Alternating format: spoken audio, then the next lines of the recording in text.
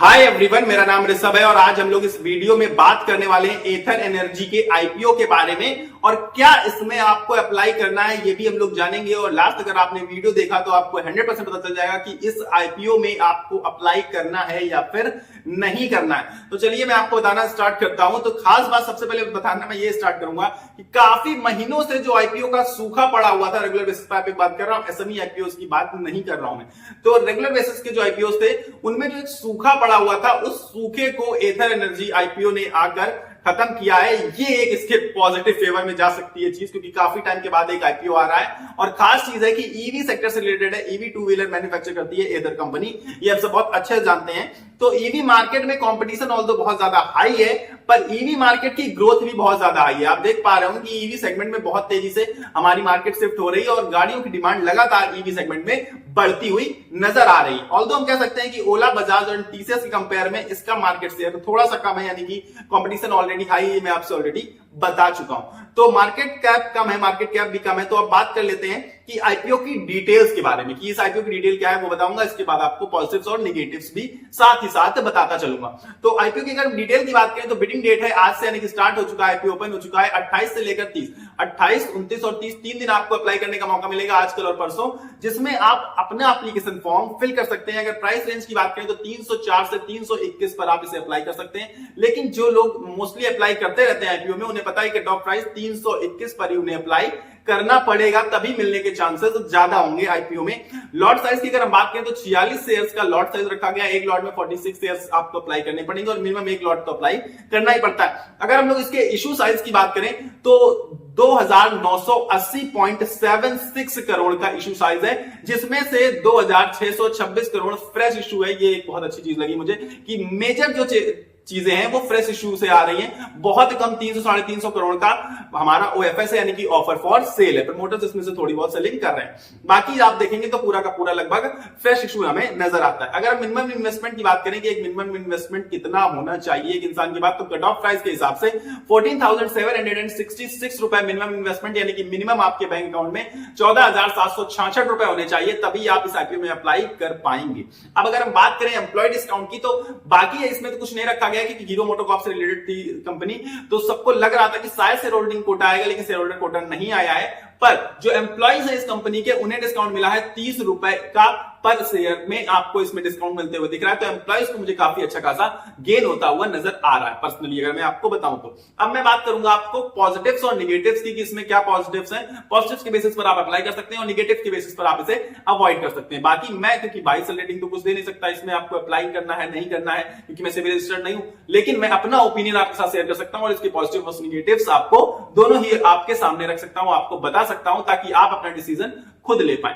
तो पॉजिटिव्स की अगर हम बात करें तो ईवी सेगमेंट जो है वो बहुत ही फास्ट ग्रोइंग है, ये हम सबको बताया। और ये कंपनी जो है वो ईवी सेगमेंट से ही रिलेटेड है, ईवी सेगमेंट की टू व्हीलर गाड़ियां बनाती है। और मैंने ऐसा सुना है पर्सनली, आपको बताऊं, जो कि लोगों के यही द्वारा सुना है, तो सुना है कि गाड़ियां इनकी काफी ज्यादा बेहतर आ रही है कंपैरेटिवली ओला या फिर टीवीएस या फिर बजाज की। तो ये एक पॉजिटिव चीज हो सकती है कि, क्योंकि मार्केट में मुझे लग रहा है कि डिमांड बढ़ सकती है अगर ये अच्छी ड्यूरेबिलिटी वाली गाड़ियां बनाएंगे, जो कि बना रहे हैं, ये ऐसा लोगों ने मुझसे बताया। ठीक, अब अगर सेकंड पॉजिटिव की बात करें तो 11-11.5% के आसपास इसका मार्केट शेयर है ईवी टू व्हीलर में, जो कि मैं कहूंगा कम है, लेकिन इतना भी कम नहीं है। 11-11.5% मार्केट शेयर काफी ज्यादा होता है कंपैरेटिवली। अगर आप देखें तो 100 में से 11-11.5 गाड़ियां एथर की बिक रही है, ये एक अच्छी चीज है। ये अगेन मैं पॉजिटिव न्यूज में रखूंगा। थर्ड पॉजिटिव न्यूज ये है कि मोस्टली जो है इनका ये आईपीओ जो ला रहे हैं वो फ्रेश इशू है, ओएफएस बहुत ज्यादा कम है। तो ये एक अगेन पॉजिटिव चीज है कि अगर ओएफएस होता तो हम ये कह सकते हैं कि प्रमोटर अपना सारा का सारा स्टेक निकाल रहे हैं, मतलब उनको खुद अपनी कंपनी पर भरोसा नहीं है, तो प्रमोटर सारा स्टेक नहीं निकाल रहे हैं, बहुत ना के बराबर प्रमोटर सेलिंग कर रहे हैं। बाकी पूरा का पूरा आप देखेंगे तो फ्रेश इशू है, ये अगेन एक पॉजिटिव चीज है।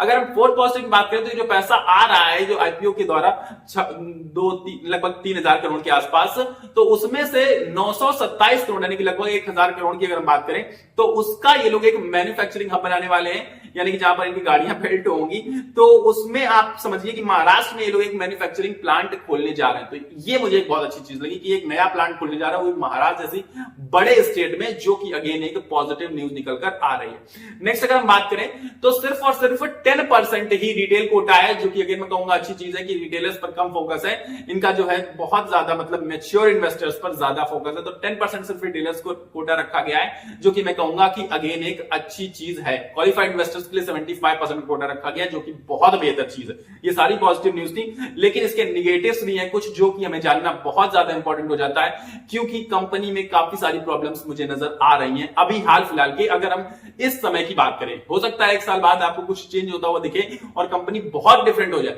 लेकिन अभी के हिसाब से जो निगेटिव्स हैं वो मेरे लिए आपको बताना बहुत ज्यादा इंपॉर्टेंट है।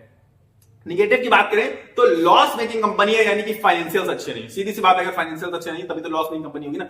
लॉस मेकिंग कंपनी, और लगातार आप देखिए इसका लॉस बढ़ता चला जा रहा है, लगातार इसका लॉस बढ़ता चला जा रहा है। ऑल्दो रेवेन्यू भी लगातार जनरेट कर रहे हैं, रेवेन्यू भी बढ़ रहा है, लेकिन लॉस भी लगातार इंक्रीज होता जा रहा है। लेकिन अब मैं आपको एक चीज बताना चाहूंगा कि देखिए ये ऐसे बिजनेस हैं जहां पर आपको लेट फायदा होता है। शुरुआत में आपको अपनी तरफ से इन्वेस्टमेंट ज्यादा करनी पड़ती है, क्योंकि देखिए मैन्युफैक्चरिंग प्लांट वगैरह बनाने होते हैं, मार्केटिंग करनी होती है, काफी सारी चीजें होती हैं जिनमें हमें वर्क करना होता है, जिसके लिए पैसे की जरूरत होती है। पर एक बार पूरा सेटअप तैयार हो जाता है, सब कुछ बढ़िया से चलने लगता है, तो फिर आपको सबको पता है कि कंपनी प्रॉफिट में आ जाती है। लेकिन अभी हाल फिलहाल प्रॉफिट में नहीं है और एक लॉस मेकिंग कंपनी है, ये इसका सबसे बड़ा निगेटिव पॉइंट है हाल फिलहाल एट दी पॉइंट। दूसरे अगर बात करें तो 61% रेवेन्यू इन्होंने 2024 फाइनेंशियल ईयर में साउथ इंडिया से जनरेट किया है। और अगर साउथ इंडिया में कोई दूसरी कंपनी बेहतर परफॉर्म करती है या फिर कोई प्रॉब्लम आ जाती है जिसकी वजह से वहां पर ईवी टू व्हीलर्स में प्रॉब्लम आ जाए, जो भी प्रॉब्लम्स क्रिएट हो जाए, अगर बाय चांस साउथ इंडिया में कोई प्रॉब्लम होती है तो इनके रेवेन्यू पर बहुत बड़ा झटका पड़ेगा, क्योंकि 61% रेवेन्यू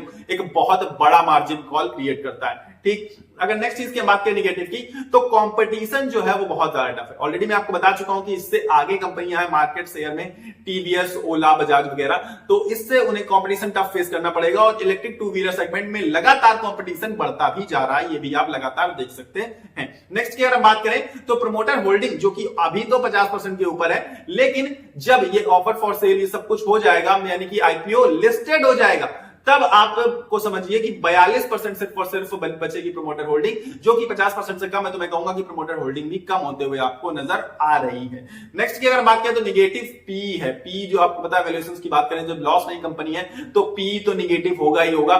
तो पी निगेटिव है, अगेन ये भी एक निगेटिव ही न्यूज है, निगेटिव ही चीज है। ठीक है, तो अब मैं आपको नेक्स्ट चीज बताना चाहता हूं कि जो जीएमपी है, करंट जीएमपी की बात करें, ग्रे मार्केट प्रीमियम, जो कि सबको चाहिए होता है, लिस्टिंग गेन, वो सिर्फ और सिर्फ ग्रे मार्केट प्रीमियम्स का 5 रुपए चल रहा है, यानी कि नो लिस्टिंग गेन अभी तक हाल फिलहाल। हो सकता है आपको लिस्टिंग डे तक कुछ चेंज होते हुए इसमें नजर आए, क्योंकि ये एग्जैक्ट न्यूज नहीं होती। देखिए लिस्टिंग गेन क्या होते हैं, ग्रे मार्केट प्रीमियम कम ज्यादा होता रहता है, जब तक लिस्ट ना हो जाए तब तक हम कुछ भी इसमें क्लियर नहीं बोल सकते। लेकिन अभी हाल फिलहाल के ग्रे मार्केट प्रीमियम को देखकर हमें यह लग रहा है कि कोई भी लिस्टिंग गेन आपको इस स्टॉक में नहीं मिलने वाले हैं। तो इस बात को सोच समझकर आप इन्वेस्ट कर सकते हैं, क्योंकि ज्यादातर इन्वेस्टर्स जो होते हैं उन्हें कुछ नहीं पता, कुछ नहीं समझ में आता, जिनको वो भी सिर्फ और सिर्फ लिस्टिंग गेन यानी कि जीएमपी प्राइस देखकर भयंकर अप्लाई करते हैं। तो अब देखने वाली बात ये होगी कि कितना अप्लाई होता है इस स्टॉक में, जो ये आईपीओ आ रहा है उसमें कितने एप्लीकेशंस आते हैं। लेकिन खास चीज ये है कि इन्होंने रिटेलर कोटा सिर्फ 10% रखा है, जो कि बढ़ते हुए नजर आएगा। और क्वालिफाइड इन्वेस्टर्स मुझे लगता है पर्सनली इस स्टॉक को पसंद कर सकते हैं, क्योंकि लॉन्ग टर्म में ये स्टॉक अच्छा वर्क कर सकता है, ऐसा नजर आ रहा है। नेक्स्ट चीज की अगर बात करें तो मार्केट सेंटीमेंट्स भी इनके अगेंस्ट है। मार्केट सेंटीमेंट्स आप देख रहे हैं, इंडिया पाक वॉर वगैरह, ट्रंप वगैरह, मतलब काफी सारी चीजें आप देखिए तो मार्केट में भी निगेटिव ट्रेंड चल रहा है। मार्केट बहुत अच्छी तरीके से रैली नहीं दिखा रहा है, मार्केट में बुल ट्रेंड नहीं आया है, तो मार्केट सेंटीमेंट्स निगेटिव है, जिसकी वजह से हो सकता है कि लिस्टिंग निगेटिव ना हो। अगर फ्लैट भी हुई तो हो सकता है कुछ समय बाद आप देखें इसको 1-2 हफ्ते में ये अपने इशू प्राइस से नीचे आता हुआ भी आपको दिख सकता है, तब आप इसमें अच्छी खासी बाइंग अपॉर्चुनिटी ढूंढ सकते हैं।